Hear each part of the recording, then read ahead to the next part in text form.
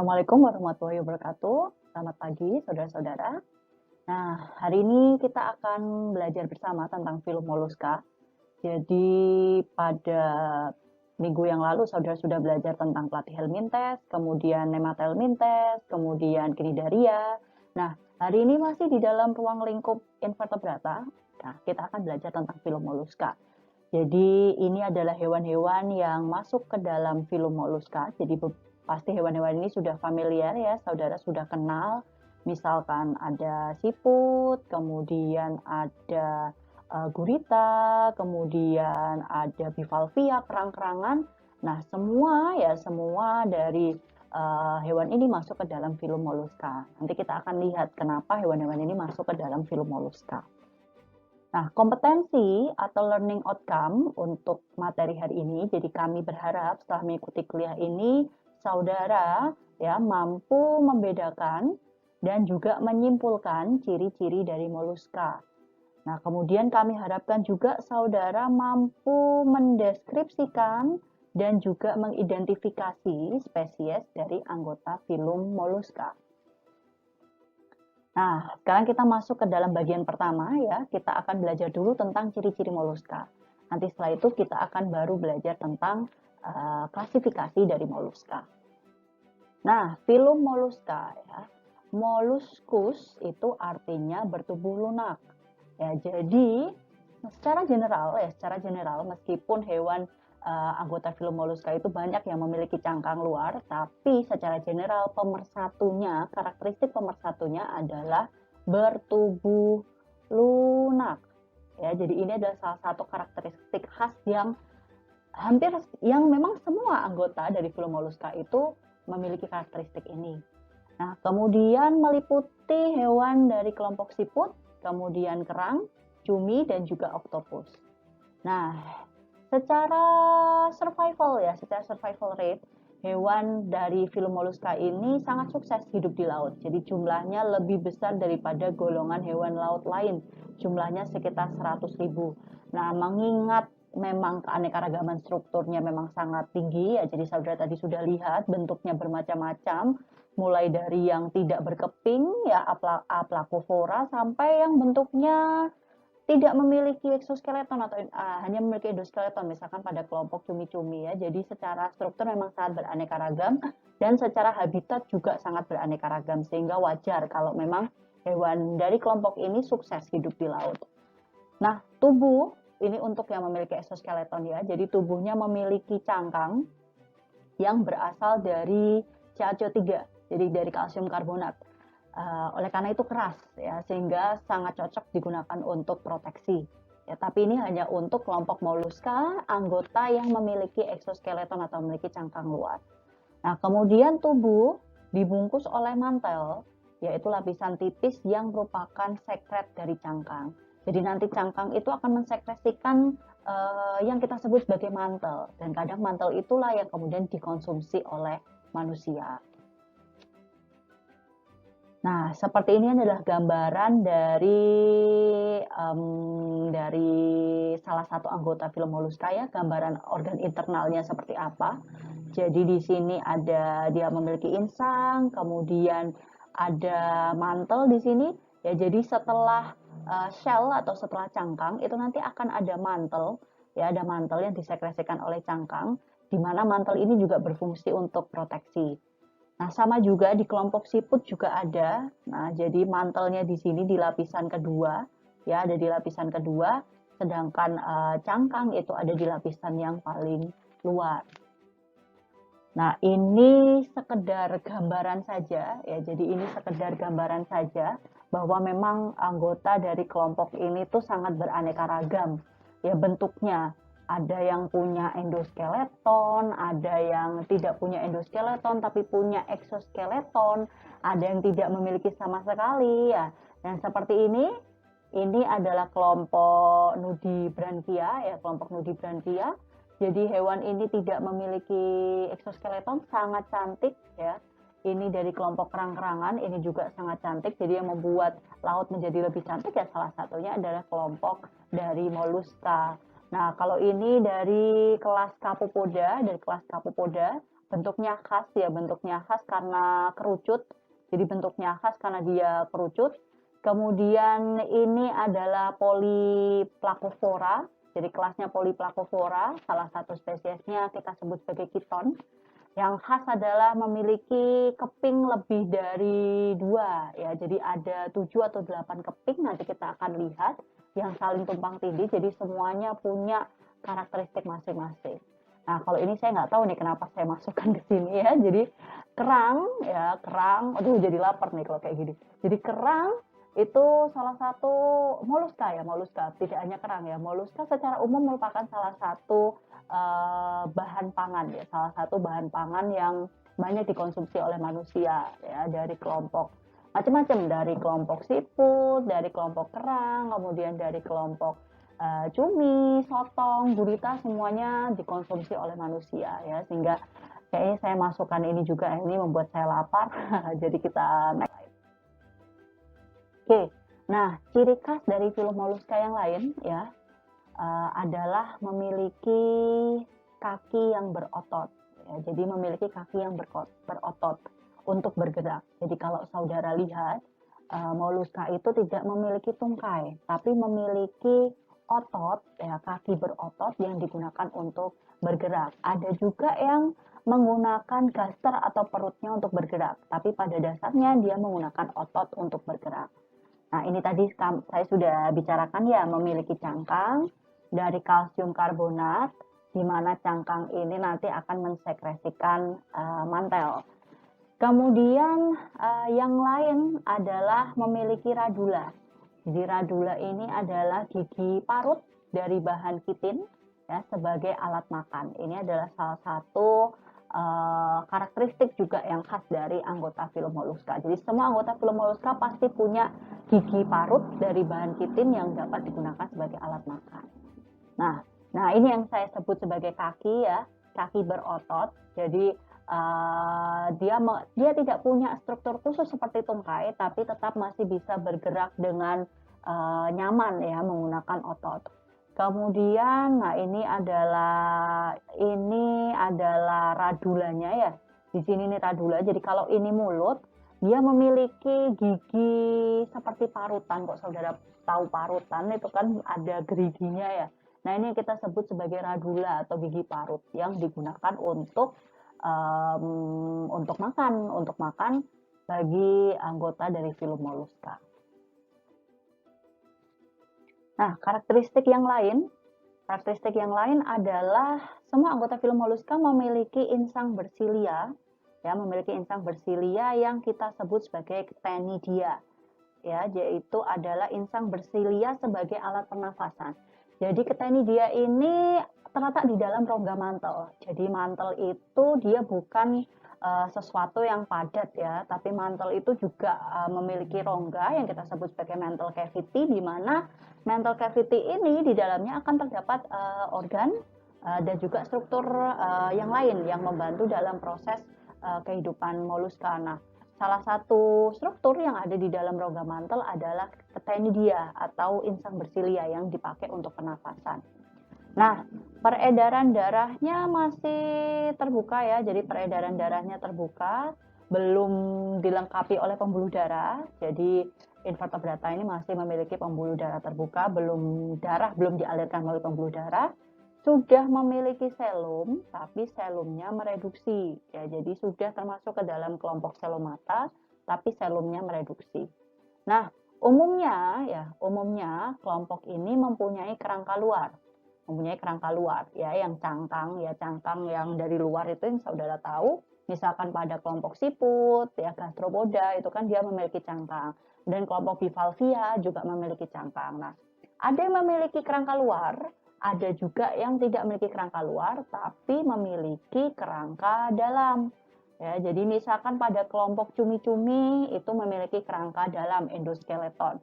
Jadi dia tidak memiliki exoskeleton, tapi kalau saudara buka ya di bagian dorsalnya itu akan ada endoskeleton. Ya, endoskeleton bentuknya dulu sempat viral ya, ada orang makan cumi-cumi kemudian katanya ada plastiknya. Nah, mungkin itu perlu ditinjau lagi ya, plastik di situ mungkin itu ada endoskeletonnya, bukan plastiknya yang mungkin belum dikeluarkan. Nah, kemudian ada juga yang tidak mempunyai kerangka. Jadi ada yang tidak memiliki kerangka. Misalkan pada gurita atau oktopus. Kalau saudara tahu di makanan-makanan Jepang tuh, oktopus kadang ada yang dimakan hidup-hidup ya, gurita, baby gurita, baby oktopus tuh ada juga yang dimakan hidup-hidup karena dia memang lunak, sama sekali tidak ada kerangka atau tidak ada skeleton di dalam tubuhnya sehingga bisa langsung dikonsumsi. Nah, ini adalah endoskeleton ya atau cattle bone dari kelompok Sevia officinalis ya, dari kelompok cumi. Jadi skeletonnya seperti ini, endoskeletonnya. Jadi endoskeleton ini akan tampak. Jadi kalau saudara misalkan saudara punya cumi-cumi atau sotong, silahkan diamati. Jadi kalau saudara raba ya di bagian punggung, bagian dorsal itu, nanti itu akan tampak ada sesuatu yang keras. Nah, yang keras ini adalah ini cattle bone atau endoskeletonnya. Jadi tidak besar, tapi saudara bisa mengeluarkan endoskeletonnya ini dari dorsalnya. Jadi kerangkanya bukan kerangka luar, tapi kerangka dalam. Nah, keanekaragaman struktur tubuh dan habitat hewan moluska sangat luas. Ya, tadi kita sudah bahas. Jadi kenapa dia survival rate-nya tinggi? Karena memang dari segi struktur memang keanekaragamannya tinggi. Ya, jadi saudara bisa lihat di sini ada yang bentuknya seperti ini ya, gastropoda. Ini khasnya adalah punya exoskeleton ya yang tidak simetris ya, jadi asimetris. Kemudian dari kelompok cephalopoda, ini oktopus, cumi-cumi, nautilus ya, biasanya punya endoskeleton meskipun ada juga yang punya exoskeleton. Kemudian bivalvia dari kelompok kerang maksud saya, clams, mussel ini dia punya dua exoskeleton, dua keping cangkang. Kemudian ada Aplacophora. Kalau Aplacophora ini tidak memiliki keping cangkangnya. Kemudian Scapopoda, ini cangkangnya bentuknya seperti ini, khas ya. Jadi bentuknya meruncing begitu, tinggi. Kemudian ada Monoplacophora, ini berkeping satu. Jadi kok bivalvia berkeping dua. Monoplacophora hanya memiliki satu keping saja. Kemudian ada Polyplacophora, di mana ini hewannya punya banyak keping, jadi kepingnya lebih dari dua, biasanya 7, dan itu juga khas nanti cara penataan kepingnya itu juga khas. Nah, ini adalah basic body ya, bagian internal yang general secara umum ditemukan di kelompok moluska. Jadi ini adalah bagian anteriornya adalah di bagian mulut ya, pokoknya ada mulut itu pasti anterior. Sedangkan yang ada anusnya ini adalah bagian posterior. Kemudian bagian dorsalnya adalah yang di cangkangnya, kemudian bagian ventralnya ada di bagian perut. Nah, makanan pertama kali akan masuk ke dalam mulut. Nah, ini di bagian kanan ini ada mulut. Nah, di mulut ini ya, di bagian mulut ini ada yang kita sebut sebagai tadi ada radula. Jadi radula ini jadi radula ini adalah gigi parut. Jadi kalau saudara lihat bentukannya ya seperti parutan ya, agak ada tajam-tajamnya begitu. Jadi itu yang berfungsi untuk membantu untuk mencerna makanan. Nah, setelah masuk ke mulut ya, di sini ada esophagus, kemudian nanti ada lambung, di sini ada lambung. Nah, di lambung ini nanti makanan akan dicerna. Kemudian masuk ke dalam usus, kemudian kalau nanti sisa-sisa pencernaannya akan dikeluarkan melalui anus. Nah, kemudian dia juga memiliki ini ada gonad di sini, kemudian ada nephridium, ada jantungnya beruang dua ya, ada atrium, ada ventricle, di mana jantungnya ini jadi karena tidak pembuluh darahnya sistem pembuluhnya adalah sistem pembuluh terbuka, maka tidak ada pembuluh darah di kelompok ini. Jadi nutrisi kemudian oksigen tidak dialirkan melalui pembuluh darah tapi langsung menuju ke sel seperti itu. Jadi masih sangat sederhana ya, sudah memiliki selom rongga tubuh, tapi rongga tubuhnya masih tapi rongga tubuhnya mereduksi. Ya, kemudian di sini juga ada gonad, ada tadi saya sudah sebut ada nephridium. Ya, kemudian ini adalah kaki ototnya di sini, kaki otot. Nah, untuk pernafasan ya, jadi untuk pernafasan di sini ada gills. Ini insang ya. Jadi insangnya tadi kita sebut sebagai insang bersilia karena insangnya memang ada rambut-rambutnya ya. Insangnya ini kita sebut sebagai Ctenidia. Ini adalah alat respirasi dari kelompok moluska. Nah, kita sudah belajar tentang karakteristik moluska. Ya, jadi tadi saudara sudah tahu yang kita sebut sebagai moluska adalah hewan-hewan yang secara general memiliki tubuh yang lunak. Ya, kemudian ada yang memiliki exoskeleton berupa cangkang luar, ada yang memiliki endoskeleton, ada juga yang tidak memiliki. Kemudian berjalan dengan menggunakan kaki otot, ya, bergerak dengan kaki otot. Kemudian yang khas lain adalah memiliki radula atau gigi parut, ya, yang berfungsi sebagai alat makan. Nah, setelah ini saudara saya ajak untuk mempelajari tentang klasifikasi dari moluska. Jadi apa saja kelas-kelas yang menyusun filum moluska. Kemudian hewan-hewan anggota filum moluska itu yang mana saja dan bagaimana karakteristik ya cara saudara nanti membedakan kelas-kelas yang ada di dalam filum moluska. Oke, let's go. Nah, moluska ya berdasarkan Barnes tahun 1980 ya, saya masih menggunakan buku ini karena memang yang paling mudah untuk dipahami adalah klasifikasi dari Barnes. Jadi moluska ini dibagi menjadi 7 kelas. Ya, yang pertama adalah gastropoda. Gastropoda, contoh hewannya seperti ini ya. Jadi dari kelompok keong, siput, bekicot ya, gastropoda. Kemudian yang kedua ada dari kelompok monoplacovora. Monoplacovora, mono artinya satu, placo artinya plate ya, plate keping. Jadi hanya memiliki satu keping cangkang. Kemudian polyplacovora, ya, poly itu banyak, placo itu keping. Jadi memiliki keping banyak. Ya, saudara sudah belajar ini di praktikum. Kemudian ada yang kita sebut sebagai aplacovora. A itu tidak memiliki, ya, berarti tidak memiliki keping, ya, tidak memiliki keping. Ini nanti juga kita akan pelajari, kita bahas lebih dalam. Nah, kemudian ada kelompok bivalvia. Bivalvia ya, bi itu artinya dua, jadi dia memiliki dua cangkang ya, saling bertangkupan. Kemudian ada scapopoda. Scapopoda ini juga khas ya, karena nanti bentuknya agak berbeda dari kelas yang lain. Dan kemudian ada cephalopoda ya. Cephal artinya kepala, poda artinya kaki. Nanti kita akan lihat definisi dari cephalopoda dan bagaimana karakteristiknya. Jadi moluska dibagi menjadi 7 kelas ini, nanti kita akan bahas satu persatu. Nah, yang pertama adalah kita lihat dulu gastropoda ya. Jadi yang pertama ada kelas gastropoda. Di sini saya tuliskan ya untuk lebih jelas lagi, ini untuk kelompok keong, siput dan lain sebagainya. Jadi apa artinya gastropoda? Ya, jadi saya yakin saudara sudah tahu. Ya, jadi poda itu artinya adalah kaki. Jadi poda itu artinya adalah kaki, sedangkan gastro itu dari kata gaster ya, dari kata gaster yang artinya adalah perut.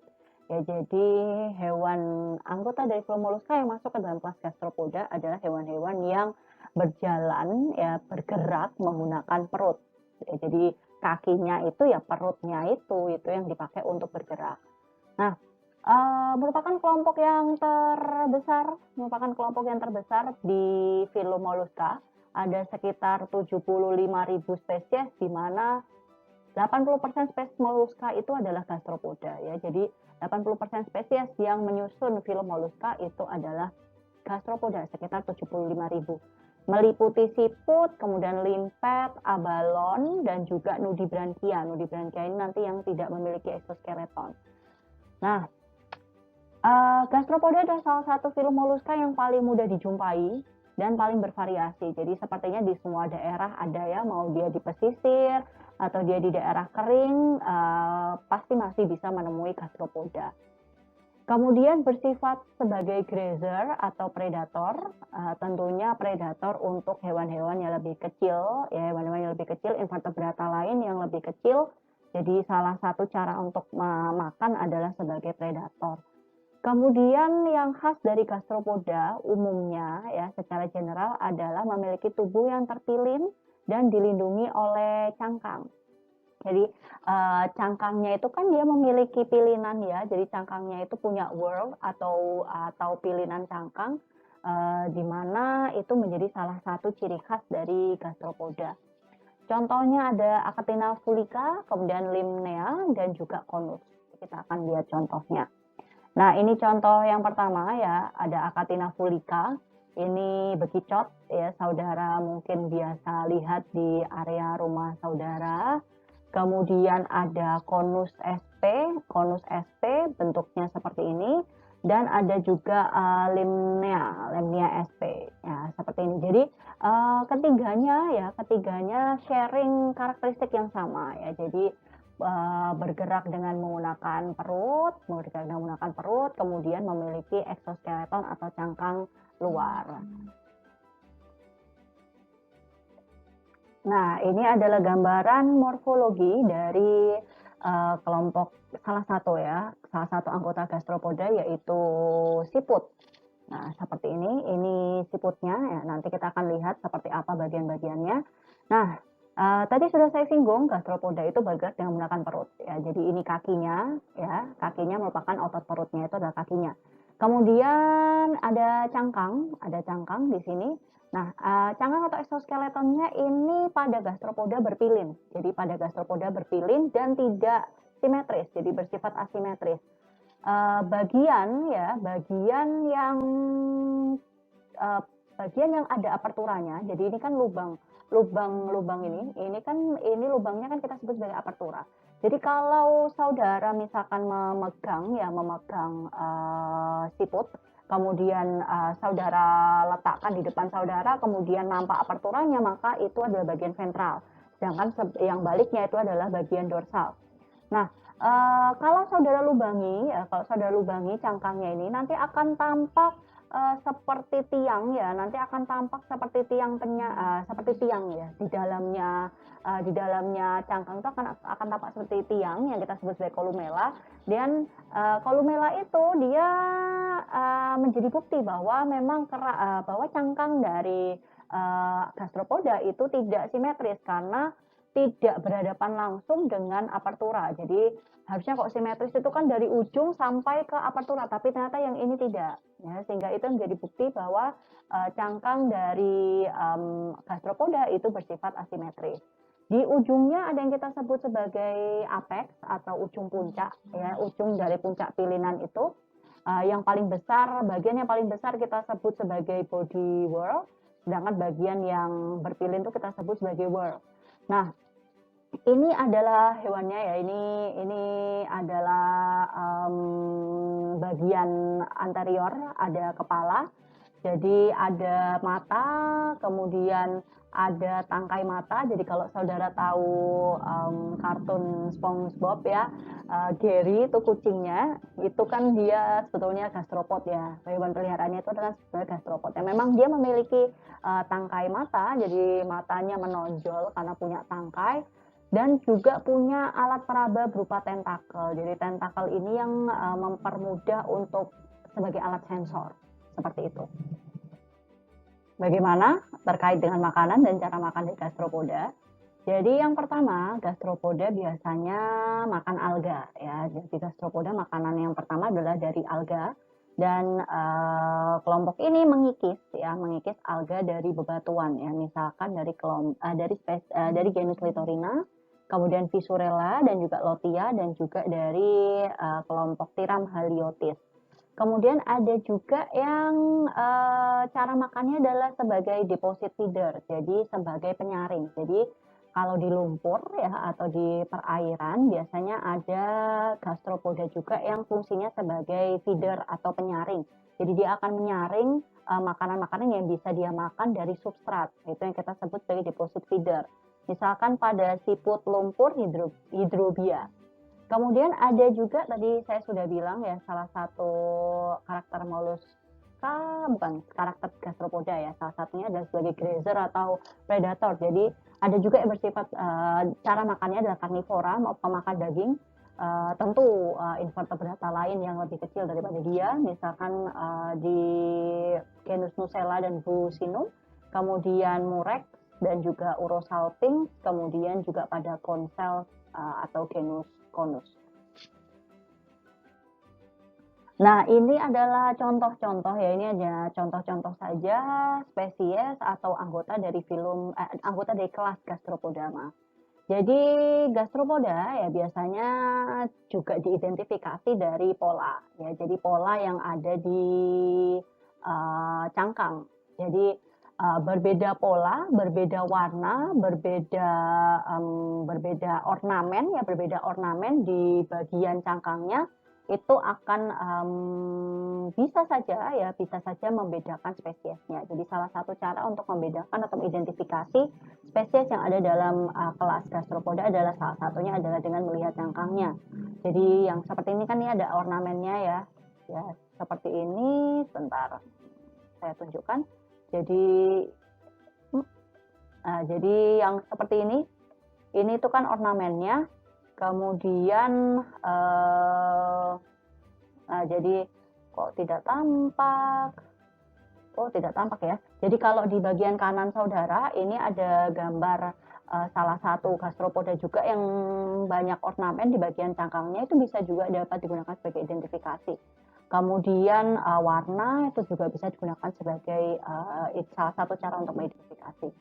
Nah, ini tritons dan juga chorus, jadi memang warnanya dan juga motifnya cantik-cantik, juga banyak juga digunakan sebagai koleksi dan juga diperdagangkan.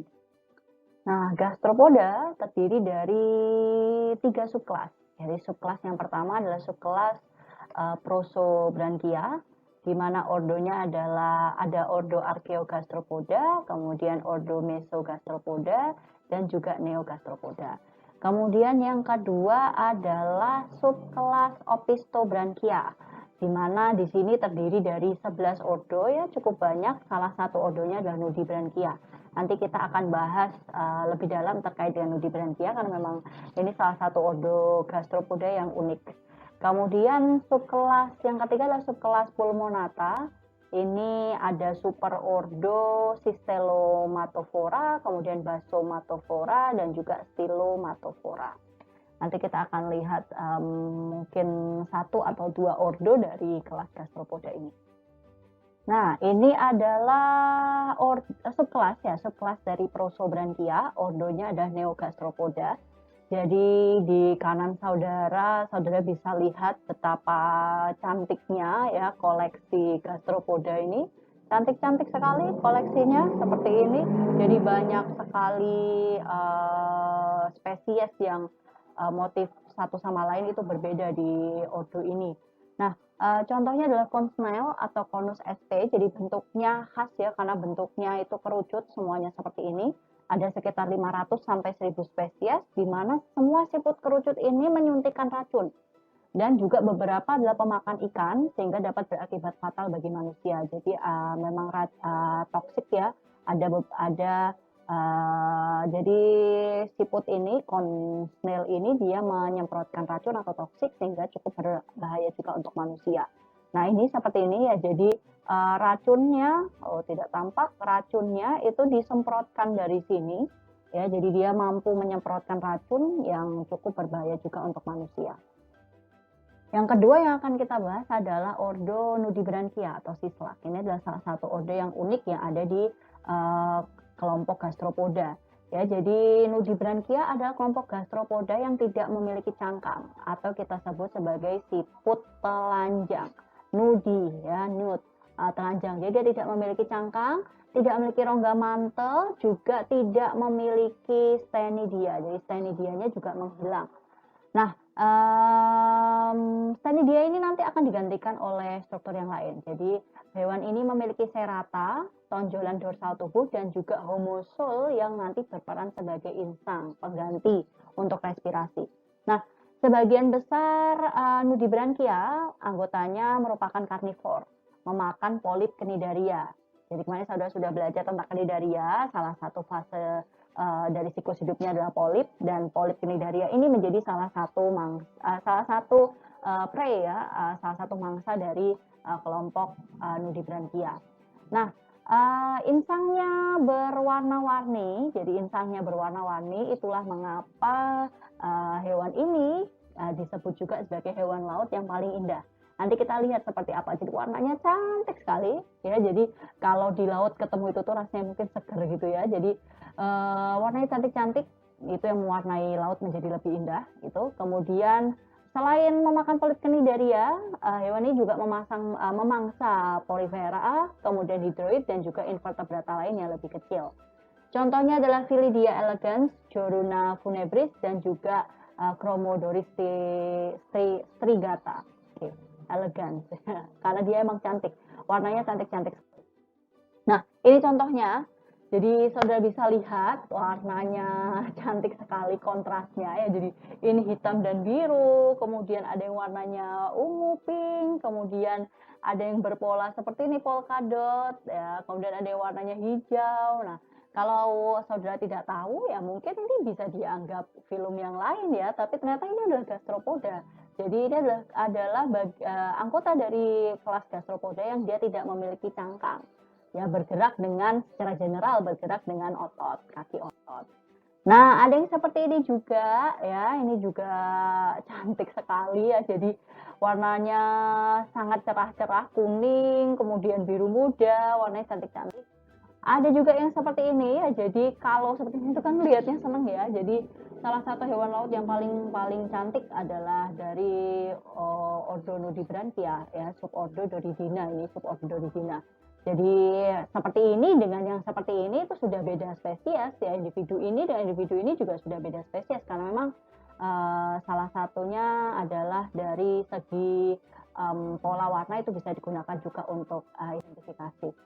Nah, ini juga ya subordo Aeolidina. Jadi ini yang khas mungkin karena ada ini ya, karena ada bagian yang tajam-tajam itu yang warnanya juga cantik-cantik juga subordo ini. Nah, ya jadi bersyukurlah saudara tinggal di Indonesia dengan keanekaragaman hewan yang melimpah. Jadi kita bisa dapatkan, ya tidak semua orang bisa menikmati keindahan alami seperti ini ya. Nah, kelas yang kedua adalah kelas Monoplacovora. Ya, disebut mono ya, mono itu kan artinya adalah satu, disebut mono adalah satu.